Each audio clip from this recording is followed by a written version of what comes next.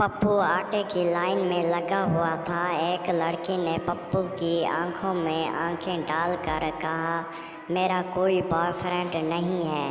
पप्पू बोला, तो कुछ भी बोल दे बहन जी, आगे तो नहीं जाने दूंगा। मेरे घर में खुद आटा ख़त्म है।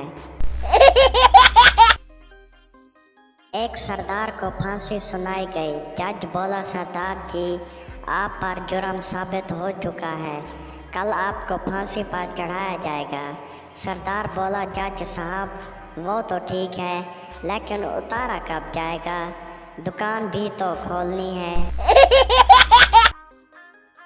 सरदार के होंठ जल गए तो डॉक्टर के पास गया। डॉक्टर बोला, ये कैसे जले? सरदार बोला, बीवी ने मैके जाना था, स्टेशन छोड़ने गया था, खुशी के मारे पता ही नहीं चला, ट्रेन के इंजन को चूम लिया।